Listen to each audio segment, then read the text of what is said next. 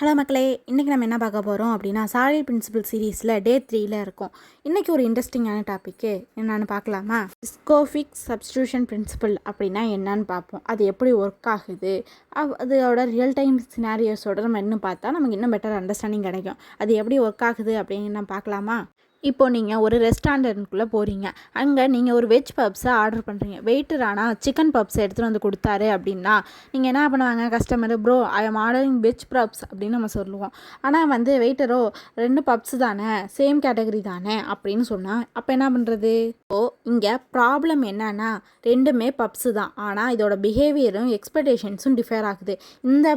இந்த எக்ஸாக்டாக ஹேப்பன் ஆகிறதுக்கு பேர் தான் சாஃப்ட்வேரோட பேட் டிசைன் அப்படின்னு சொல்லுவோம். இந்த இடத்துல நம்மளோட எக்ஸ்பெக்டேஷன் ஒன்றா இருக்குது, ஆனால் கிடைக்கிறது ஒரு இதுவாக இருக்குது. இதை சிஸ்டத்தோட கனெக்ட் பண்ணி பார்த்தோம் அப்படின்னா நம்ம கேட்குற அவுட்புட் ஒன்று, ஆனால் அது கொடுக்குற அவுட்புட்டு வேறு ஒன்று வந்துச்சுன்னா நம்ம அதை அக்செப்ட் பண்ணிப்போமா? மாட்டோம். அதுக்காக தான் நம்ம என்ன பண்ணுறோம் அப்படின்னா இது ப்ரோக்ராமிங்கோட எப்படி கனெக்ட் பண்ணுறதுன்னு பார்க்குறேன். உங்களுக்கு நான் ஆல்ரெடி சொல்லி எடுத்திருக்கேன் இன்ஹெரிட்டன்ஸ் அப்படின்ட்டு. இப்போ பப்ஸ் அப்படிங்கிறது கிளாஸு பேரண்ட் கிளாஸ்னு வச்சுக்கோங்களேன். வெஜ் பப்ஸு, சிக்கன் பப்ஸ் இது ரெண்டு என்னென்னா சைல்ட் கிளாஸாக இருக்கா. அப்போ இது ஒரு இன்ஹெரிட்டன்ஸ் அப்படிங்கிறது ஊப்ஸில் வரும்.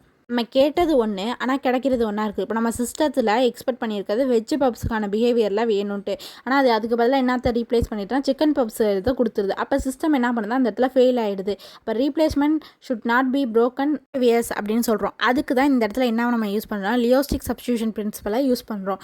இதுக்கு சிம்பிளாக நான் எப்படி சொல்கிறது அப்படின்னா, நீங்கள் லியோஸ்டிக் சப்ஸ்டியூஷன் பிரின்சிபல் அப்படிங்கிற ஸ்டேட் சப் கிளாஸில் உள்ள அதால் என்ன முடியும் அப்படிங்கிறத பார்த்துட்டு அதை ரீப்ளேஸ் பண்ணி பேரண்ட் கிளாஸ் இல்லாமல் எந்த ஒரு அஃபெக்டும் இல்லாமல் கரெக்ட்னஸ் பண்ணி கொடுக்குறது ப்ரோக்ராமுக்கு அப்படின்னு சொல்கிறது தான் லியோஸ்டிக் சப்ஸ்டியூஷன் பிரின்சிபல். இது சைல்டு கிளாஸு பிஹேவியர்ஸை மட்டும் வச்சு பார்க்கும், பேரண்ட் கிளாஸ் அந்த மாதிரி இருக்கா என்ன அப்படின்ட்டு.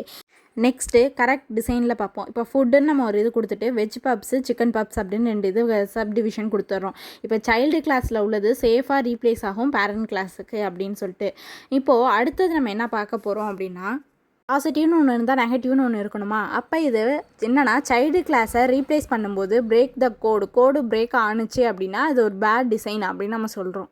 இப்போது இன்டர்வியூவர் உங்கள்கிட்ட ஒரு கொஷின் கேட்குறாங்க. என்னன்னா what is the Liskov substitution principle அப்படின்னா என்னென்னா, அப்போ நீங்கள் என்ன சொன்னால் Liskov substitution principle is the one of the SOLID principle அப்படின்னு சொல்கிறாங்க. It state that object of the subclass should be replaceable with the object of the parent class without breaking the applications. இந்த simple வேர்ட்ஸில் child classes must be following the behaviors expectation from the parent class. Example, if the bird class has flying, a penguin class should not inherit it because penguin cannot fly. என்ன அப்படின்னா நீங்கள் ஈஸியாக reminder பண்ண வேண்டியது golden rule அப்படின்னு கூட சொல்லலாம். நீங்கள் ரீப்ளேஸ் பண்ணும்போது சைல்டு கிளாஸ் பிரேக் ஆணுச்சு ப்ரோக்ராமில் அப்படின்னா அந்த டிசைன் லியோஸ்டிக் சப்ஸ்டியூஷன் பிரின்சிபலாக இது பண்ணுது, வேலிடேட் பண்ணுது அப்படின்னு அர்த்தம். தேங்க்யூ ஃபார் வாட்சிங்.